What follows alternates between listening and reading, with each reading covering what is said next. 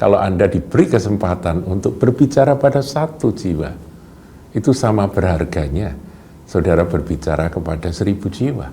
Karena Tuhan Yesus melakukan hal yang sama kepada Nikodemus, kepada perempuan Samaria. Kalau Nikodemus semalam-malaman, perempuan Samaria sesiang-siangan gitu ya saudaraku. Entah berapa jam Tuhan berbincang dengan perempuan Samaria di perigi Yakub tersebut. Shalom saudaraku. Saudara, kali ini kita akan coba merenungkan tentang bagaimana Tuhan Yesus itu melayani, memberitakan Injil selama 3,5 tahun. Tuhan berjalan ke kota, ke desa, memberitakan Injil. Polanya seperti apa? Yang jelas kita ketahui bahwa Tuhan memilih murid-murid. Jadi ada orang yang secara intensif dimuridkan oleh Tuhan sepanjang pelayanan Tuhan Yesus. Tetapi keempat Injil juga mencatat bagaimana Tuhan Yesus sendiri memberi teladan, memberi contoh bagaimana dia berinteraksi dengan manusia ya, yang harus mendengar kabar baik itu, yang butuh akan kasih karunia Allah itu. Tuhan berinteraksi dengan mereka. Nah, saya ingin ambil satu perenungan saudaraku kali ini. Kalau seorang pembicara, pengkhotbah yang biasa berbicara di hadapan ribuan, bahkan ratusan ribu, karena dia seorang revivalist, seorang penginjil terkenal, itu rasanya kalau dia bisa khotbah di hadapan 100.000, 200.000 jiwa, itu dia bahagia, saudara. Dan itu memang tidak keliru, karena sekali dia berbicara, yang mendengarkan kabar yang dia sampaikan itu ada sekian ratus ribu pasang telinga, gitu ya. Demikian di gereja-gereja, kalau seorang pengkhotbah diundang, gereja yang mengundang dia itu penuh sesak, yang hadir penuh, gerejanya penuh, 1.000-2.000 jiwa, dia besar hati. Itu tidak keliru, saudaraku. Saya pun juga senang kalau yang mendengarkan lebih banyak. Ditinjau dari sudut efisiensi, sekali bicara ribuan telinga mendengar, itu kan lebih baik ya. Tapi, saudaraku, kalau kita menelusuri perjalanan pelayanan Tuhan Yesus, ada yang berbeda, yang kita harus teladani, saudara. Tuhan memang berbicara kepada ribuan orang. Kita ingat peristiwa 5 roti 2 ikan, itu kan berbondong-bondong orang datang untuk mendengarkan Tuhan Yesus di tepi Danau Galilea itu. Ya, kalau sekarang ada gereja yang disebut Tabgha, saudara ya, di kota Tabgha itu gereja tersebut mengingatkan kita akan peristiwa 5 roti 2 ikan. Di daerah itulah Tuhan berbicara pada mereka. Kemudian Sabda Bahagia itu juga di mana Tuhan berbicara pada banyak orang. Jadi pelayanan kepada banyak orang, sebanyak-banyaknya orang itu polanya Tuhan Yesus, saudara. Zaman itu 5.000 orang laki-laki plus perempuan plus anak-anak, mungkin 10.000, itu banyak, saudaraku, menurut ukuran pada zaman itu. Memberitakan kebenaran pada banyak orang itu merupakan kerinduan dari setiap pembicara. Reinhard Bonnke, saudaraku, pada puncak pelayanan dari hamba Tuhan yang luar biasa ini di Afrika, dia berbicara di hadapan 2 juta lebih jiwa. Dan pernah terjadi 1,1 juta jiwa menerima Yesus sebagai Tuhan dan Juru Selamat dalam satu kali khotbah. Nah, itu memang dahsyat, dan itu merupakan penggenapan seperti Tuhan Yesus katakan bahwa nanti engkau akan melakukan perbuatan-perbuatan, pekerjaan-pekerjaan yang sama seperti yang aku lakukan, bahkan yang lebih besar. Itu memang janji Tuhan. So, saya ingin tekankan bahwa berbicara kepada sebanyak mungkin orang pada satu kesempatan itu bagus, dan itu juga polanya Tuhan Yesus. Namun, ya sekali lagi, namun kita lihat Tuhan Yesus berbicara secara pribadi, panjang lebar. Ya, kalau di dalam Yohanes pasal yang ketiga, saudara temukan percakapan dengan Nikodemus, itu dicatat di dalam Injil Yohanes panjang lebar, saudaraku.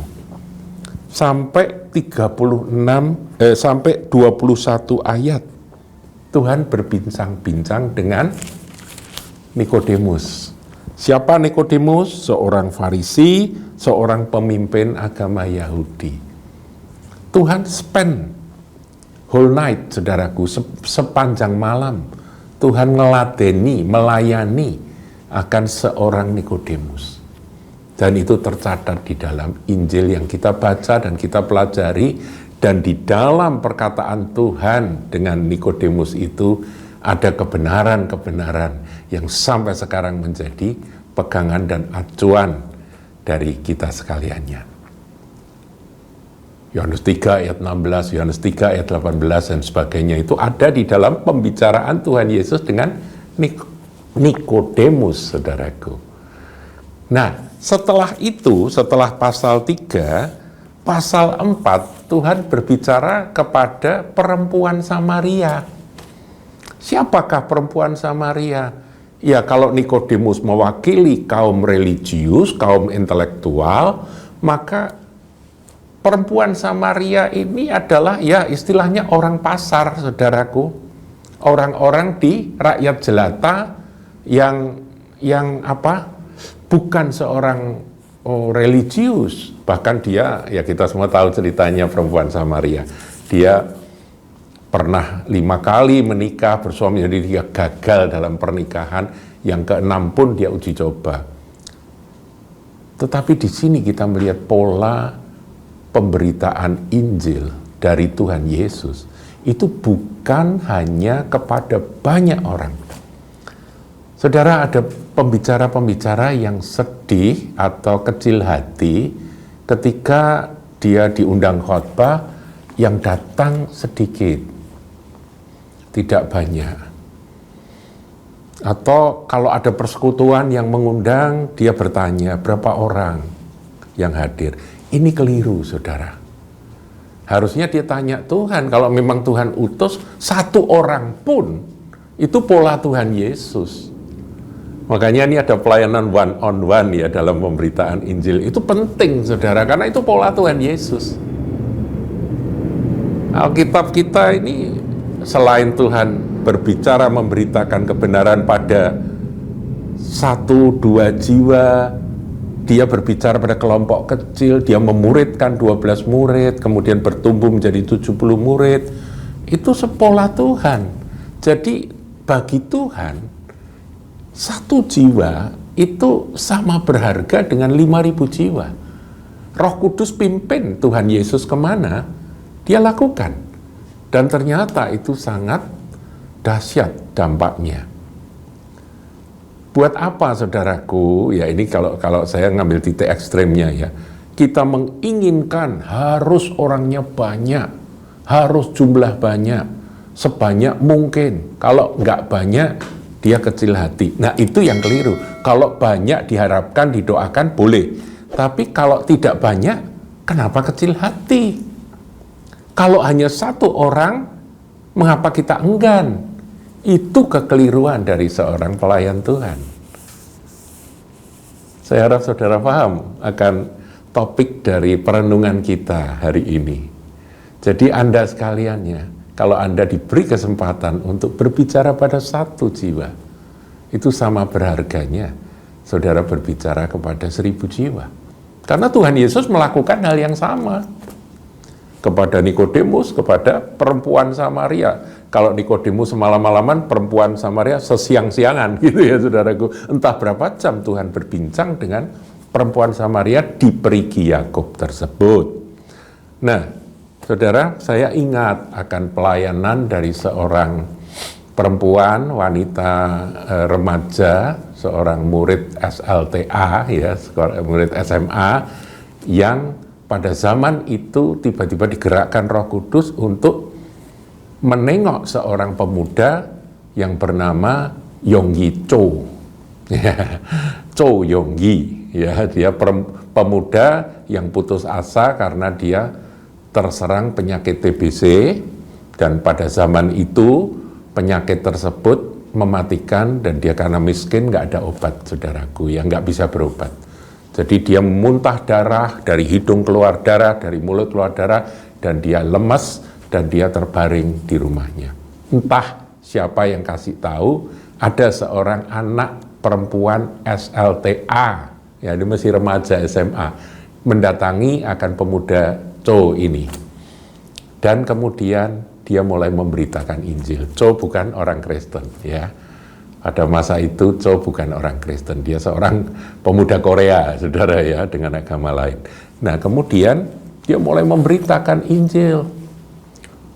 Nah, semakin memberitakan Injil, Cho Yonggi ini semakin panas hatinya. Akhirnya dia marah, dia maki-maki akan gadis itu. Dia katakan, udah kamu nggak usah cerita yang aneh-aneh, yang membingungkan. Karena kan kisah dalam Alkitab ini kan nama-namanya aja nama-nama asing, saudaraku, ya, bagi orang Korea, ya. Jadi Cho pada waktu itu dia putus asa, dia sedih, sampai akhirnya terucap keluar dari mulut dari Cho Yonggi ini, dia berkata begini, biarkan aku mati dengan tenang. Jadi sudah sampai pada keputusasaan tingkat tinggi, saudaraku. Kamu jangan ganggu aku dengan ceritamu yang aneh-aneh, nama-nama yang aku tidak kenal ini. Kemudian gadis itu berkata, bolehkah aku berdoa untuk kamu? Ya silakan. Waktu berdoa, gadis itu nangis terguguk-guguk, saudaraku. Dalam tangisan itu, gadis itu berkata, Tuhan, tolong supaya saudara ini menerima, terbuka hatinya dan menerima Engkau. Kemudian setelah selesai berdoa, Cho merasa terharu, tersentuh hatinya. Dia berkata, ya jangan nangis, aku enggak apa-apa. Jadi dia terharu, saudaraku, ya, kok ada orang yang enggak kenal kok sampai terbeban sebegitunya. Kemudian gadis itu senang dan dia berkata, aku akan memberi pada kamu hadiah, yaitu Alkitab. Zaman itu Alkitab mahal, saudara, ya. Alkitab dia berikan, ini adalah kitab suci yang berisi kebenaran. Saudara, kitab suci diberikan, kemudian Cho mulai membuka. Dalam buka perjanjian baru, pertama silsilah. Matius kan silsilah, ya, diawali dengan silsilah. Wah, Adam memperanakkan ini. Dia semakin bingung. Kemudian gadis itu, udah jangan bingung. Itu nama-nama itu kelak akan menjadi berkat yang luar biasa bagi kamu. Kamu baca terus perjanjian baru. Karena kalau dari perjanjian lama nanti terlalu lama. Kemudian gadis itu pun senyum, senang, dia berkata, terima kasih kamu mau menerima Alkitab ini. Tinggal pergi. Sudah. Dan dokter David Yonggi Cho, dulunya Paul Yonggi Cho, ganti nama jadi David Yonggi Cho, itu bercerita dalam salah satu kesaksiannya. Dia berkata, sejak saat itu saya tidak pernah ketemu lagi dengan gadis itu. Sampai dia dipakai Tuhan menjadi seorang hamba Tuhan yang penuh dengan mujizat. Kemudian dia punya visi mendirikan gereja Yoido Full Gospel Central Church, yang saya pernah ke sana, itu gereja terbesar di Seoul, Korea. Nah, pada waktu itu dia cerita, saudara, setelah gadis itu pergi dan tidak pernah kembali, mungkin dia seorang malaikat, mungkin, saudara. Ya, nanti kalau di surga ketemu mereka, ya. Kalau itu manusia, ya. Nah, kemudian dia mulai membaca, dan firman yang hidup itu menyembuhkan TBC-nya. Dia sembuh. Dia mulai memberitakan Injil dan akhirnya dia menjadi seorang hamba Tuhan yang dipakai Tuhan pada zamannya. Sekarang David Yonggi Cho sudah bersama dengan Tuhan. Dia manusia biasa. Kita banyak membaca akan masalah-masalah di dalam pelayanannya, ya, keluarganya juga kurang harmonis, anaknya juga kurang sungguh-sungguh dalam Tuhan dan sebagainya. Tetapi kisah bagaimana seorang yang dipakai Tuhan untuk memenangkan jutaan jiwa di Korea, bahkan di dunia, yang dia diawali dengan pelayanan satu orang, saudaraku, satu jiwa, satu pribadi yang tidak dikenal sama sekali, seorang gadis SMA. Jadi saudara, dari sini mari kita punya kerinduan. Tuhan Yesus, kalau engkau punya pola pelayanan seperti itu, aku juga mau. Roh Kudus pimpin aku pada satu jiwa, aku akan layani dengan sepenuh hati. Tuhan pimpin aku kepada 2-3 orang, aku akan layani sepenuh hati. Ini bukan kecil, bisa jadi besar. Seperti perempuan itu. Saya kadang-kadang merenung, ini gadis yang dipakai Tuhan untuk memberitakan Injil pertama kali, yang memberikan Alkitab kepada Yonggi Cho ini, aduh, upahnya bisa-bisa bagi-bagi itu sama Yonggi Cho. Ya ini anu aja, apa saudara, pemikiran liar saja. Tapi memang benar saudara, Kenapa kok kita memikirkan harus begini menurut ukuran manusia? Pelayanan harus banyak. Kenapa? Tuhan Yesus pakai 2 pasal, Yohanes 3, Yohanes 4, 2 pasal penuh pelayanan satu orang. Berbicara pada satu orang. Nikodemus tidak diceritakan bahwa dia akhirnya membawa banyak jiwa. Perempuan Samaria yang tidak diperhitungkan justru langsung membawa sekampungnya, saudaraku, ya, untuk datang pada Tuhan. Mari saudaraku, renungan ini kita tangkap dan mari kita menjadi seperti Tuhan Yesus, belajar dari guru kita, teladan guru kita. Tuhan Yesus memberkati. Jangan lupa like, comment, share, dan subscribe channel GKBK Hal Semarang.